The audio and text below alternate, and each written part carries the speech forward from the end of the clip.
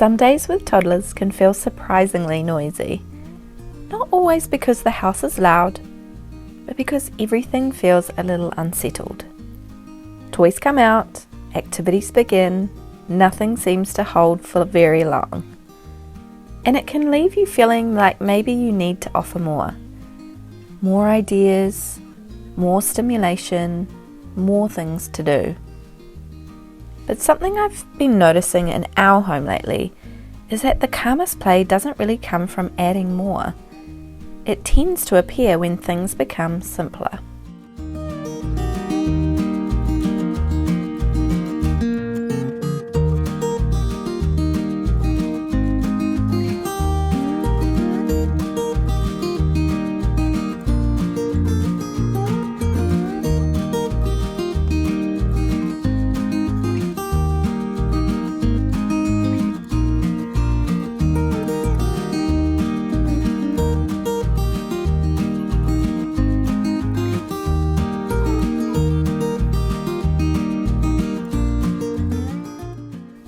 I used to think play needed to be interesting, that it needed to capture attention.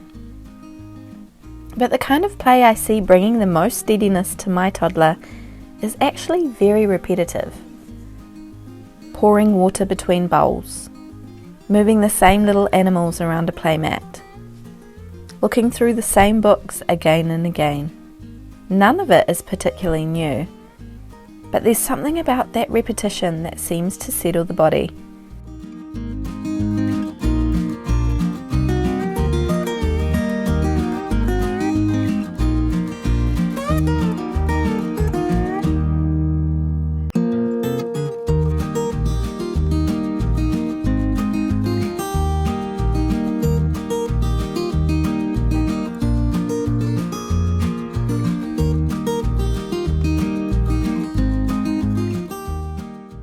I think toddlers often look for predictability in their play, and when the world around them feels predictable too, that play deepens.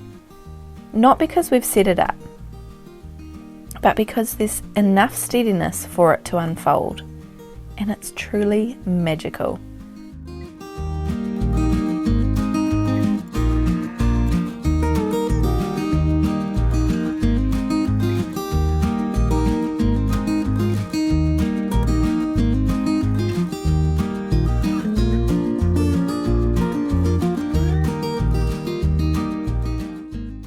Something else I've been noticing is that play often becomes calmer when I'm not directing it. When I'm nearby, folding washing, hanging washing, sitting with a cup of tea, reading beside him. There's a quiet reassurance in simply being present. Not entertaining, not performing, just sharing the same space. And that's where the independent play unfolds.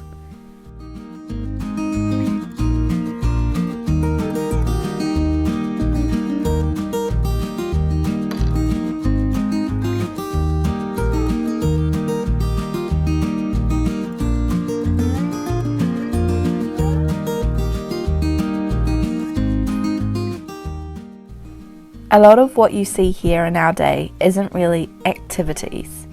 It's more just life happening slowly enough for a toddler to join in.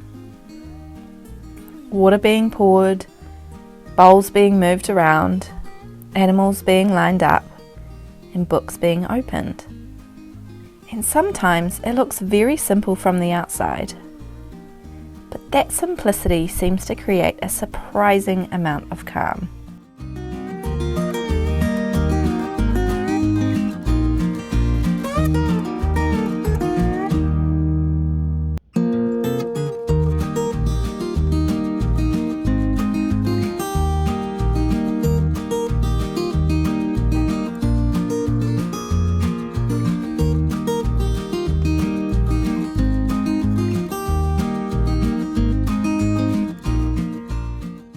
I've also noticed that when the day itself has some gentle anchors, play becomes steadier too.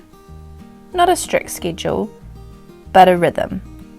Things happening in roughly the same order most days.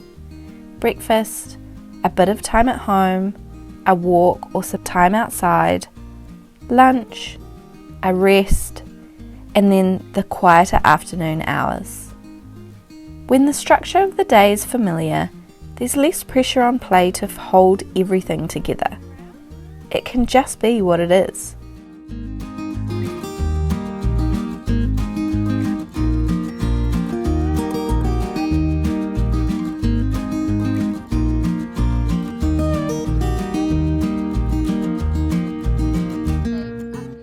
Toddlers seem to settle into repetition in the same way we sometimes settle into routine.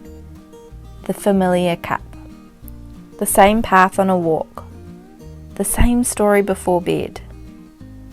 There's something regulating about knowing what comes next, and play seems to follow that same pattern.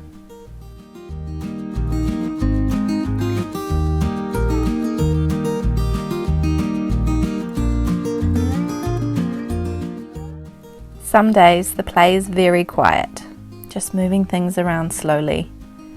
Other days it's a bit more energetic. But I've been trying to notice that when things feel unsettled, the answer isn't usually adding more stimulation. Often it's just returning to something simple. Water, blocks, animals, books, silks. Things that can be used again and again without needing to change.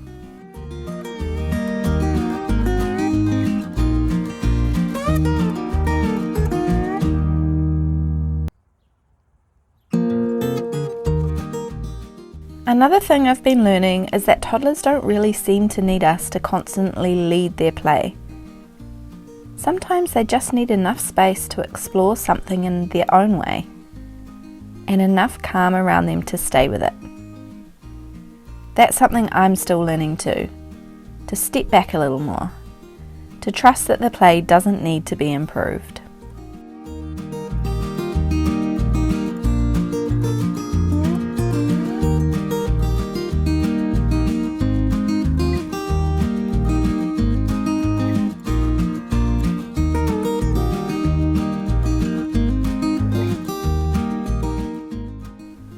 I think modern motherhood can quietly create a lot of pressure around play. It can start to feel like we should always have something planned, something educational, something enriching. But the more time I spend observing my toddler, the more it seems like the simplest moments are often the most regulating ones. Not because they're impressive, not because they have the latest toys, but because they're steady.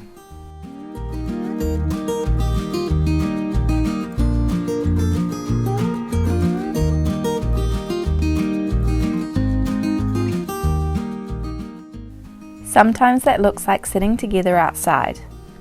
Sometimes it looks like pouring water between bowls for 20 minutes. Sometimes it's just reading the same book again while the afternoon light changes. And those moments don't always look very productive, but they often seem to bring the most calm.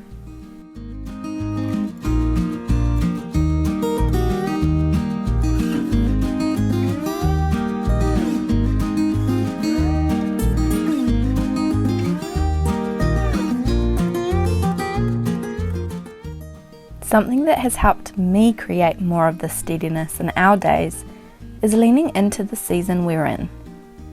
Not in a big dramatic way, but just letting the time of year gently shape what our days look like.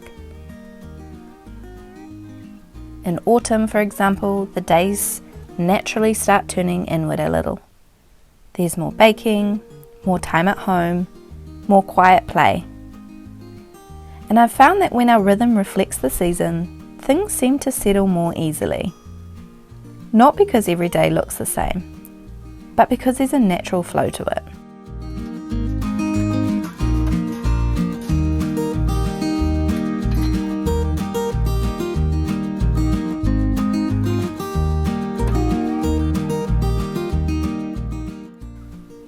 That's actually what led me to create my seasonal rhythm guides.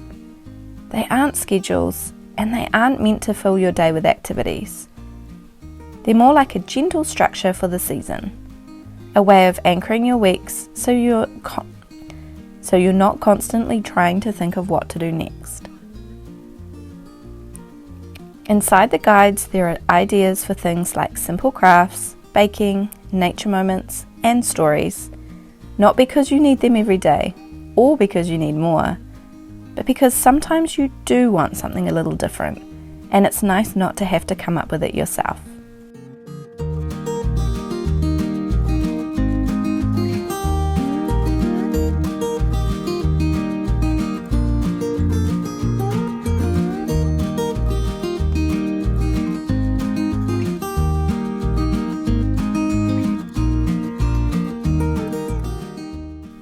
For me, the rhythm is the foundation, and the ideas just sit lightly inside it, ready for the days when you feel like reaching for them. So if you've been craving calmer days and a bit more seasonal flow in your home, I've linked the guides below if you'd like to explore them.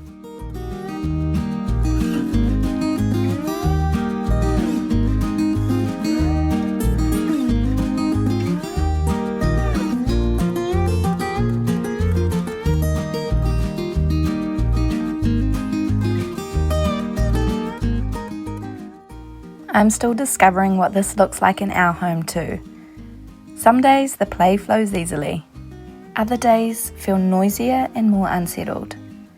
But the more I notice these quieter moments, the repetitive play, the slower afternoons, the steadiness of the rhythm, the more I realize that calm doesn't really come from doing more. Sometimes it comes from allowing things to be a little simpler, a little more in line, and trusting that those simple moments are often enough. If that's something you've been craving as well, calmer days, less decision fatigue, I've linked those below. But whether you use something like that or simply begin observing your own rhythm at home, I think the biggest shift for me has been realizing that play doesn't need to stimulate in order to be meaningful. Sometimes the play that brings the most calm is also the simplest. And sometimes it's those quiet, repetitive moments that seem to hold the most steadiness for both of us. Thanks for joining me. See you next week, friends.